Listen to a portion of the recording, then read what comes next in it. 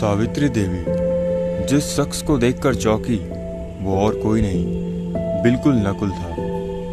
नकुल को इस समय देखकर सावित्री को बहुत हैरानी हो रही थी।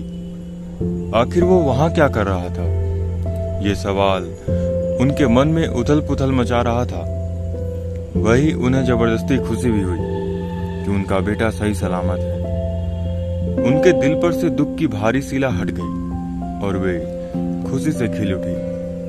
उन्होंने नकुल से पूछा, तुम यहाँ क्या कर रहे हो? नकुल ने कहा, मैं यहाँ अपना टाइम पास कर रहा था ताकि मुझे ढूंढने वाले लोग थक कर वापस आ जाएं और फिर मैं आराम से जा सकूं। क्या? ये बात सुनकर सावित्री बहुत जोर से चौंकी और हैरानी से नकुल को घूरते हुए बोली, क्या तुम पागल हो? अगर तुम्हें भागना ही था तो पहले क्यों नहीं भाग गए? तब से यहाँ बैठे रहे और जब से तुमको ढूंढकर थक चुके हैं और वापस आ चुके हैं, तब अब तुम यहाँ से भाग जाओगे, वो भी मुझे बताकर? क्या तुम्हारे सिर पर भूत सवार है या पागल हो? तुम्हारे मन में चल क्या रहा है? मेरे मन में कुछ नहीं चल रहा है।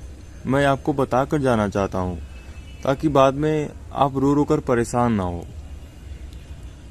जब मेरा इतना ख्याल है तो फिर मुझे छोड़कर क्यों जाओगे बेटा? अब सावित्री फिर से दुखी हो गई। मैं तो बस आज़ादी चाहता हूँ, अपनी जिंदगी टेंशन फ्री करके थोड़ा घूमना चाहता हूँ, थोड़ा अपने मन की करना चाहता हूँ। मुझे अपने मन का कुछ करने को नहीं मिलता है। अब मैं ऐसी लाइफ से बोर हो चुका हूँ। मैं ऐसी लाइफ नहीं जी सकता। नकुल की ये बातें सावित्री की समझ से परे थी। उनकी समझ में जब एक इंसान की सभी जरूरतें अच्छी तरह से पूरी हो रही हो, वो आराम का जीवन जी रहा है, फिर उसे और क्या चाहिए? नकुल के चेहरे पर झंझलाहट थी। बोला, मैं बचपन से बर्दाश्त करता रहा हूं, अब इससे ज्यादा बर्दाश्त नहीं कर सकता मैं।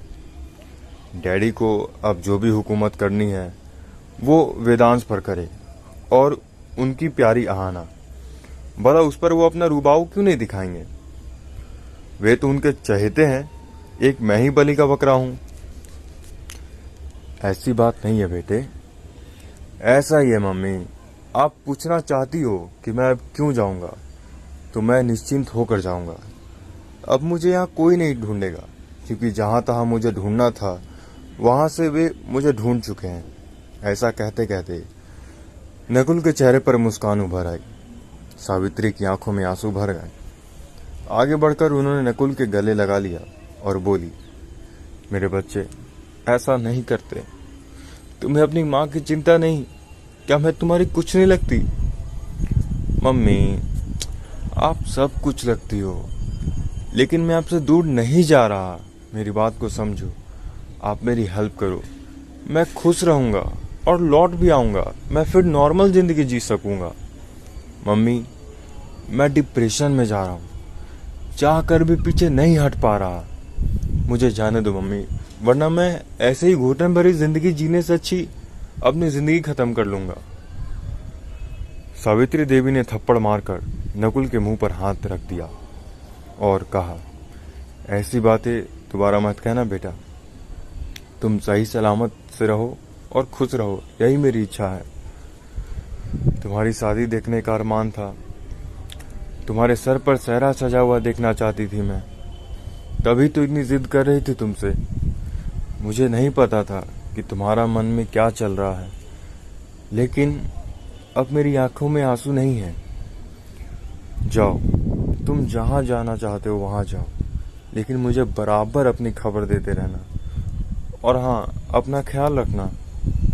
ठीक है मम्मी। नकुल ने जल्दी जल्दी अपना सामान एक बैग में रखा और जाने लगा। तभी सावित्री देवी ने रुपयों की एक मोटी गड्डी ला कर दी और कहा, ये रुपए रख ले, बहुत जरूरी है तुम्हारे लिए, काम आएंगे। आसमान से तारों की बारात सजी थी। चांद की रोशनी में धरती अपनी महफिल सजाए बैठी थी। हर तरफ शांति ही शांति थी। लेकिन इस समय कुंदन विला में सन्नाटा छाया हुआ था। सेठ कुंदन के मन में एक अलग ही आंधी चल रही थी। वही सावित्री और नकुल के दिल में बेचैनी थी। नकुल चुपके से पीछे के दरवाजे से निकल गया। कुंदन सेठ को भनक भी नहीं लगी। वहां पूर्ववत मायूसी छाई रही। सावित्री कुंदन सेठ के पास पहुंचकर नकुल के बारे में बात करने लगी। उन्होंने नकुल के बारे में एहसास नहीं होने दिया कि वो अभी तक यहीं था। नकुल इससे पहले कभी भी बाहर अकेला नहीं रहा था। उसे अजीब सा एहसास हो रहा था और वो मन ही मन में सोचता जा रहा था कि कहीं मैं गलत कदम तो नहीं उठा रहा। बाहर की अजनबी दुनिया में मैं अपने को स्टैंड कर पाऊंगा कि नहीं। फिर उसने अपने सिर को झटका और अपने दिमाग से फालतू के ख्वाब निकाल दिए। अब उसके दिमाग में कहीं ऐसी जगह जाने का प्लान बन रहा था जहां वो शांतिपूर्वक रह सके। बाहर आकर उसने टैक्सी रुकवाई और उससे नई दिल्ली के रेलवे स्टेशन पर पहुंचने को कहा। टैक्सी में बैठकर उसने शांति से अपने सिर को सीट पर टिके कर आंखें बंद कर ली। अब वो मन ही मन अपनी स्थिति का विश्लेषण कर रहा था। उसके डैडी बहुत ही महत्वाकांक्षी व्यक्ति थे। बड़ी गरीबी में उन्होंने आंखें खोली थी, इसलिए मैं पैसे की कीमत जानते थे। उन्होंने अपना एक छोटा सा बिजनेस शुरू किया था जिसे कठोर परिश्रम के द्वारा एक बड़ी फैक्ट्री के रूप में परिवर्तित कर दिया था, जहां सैकड़ों कारीगर काम करते थे।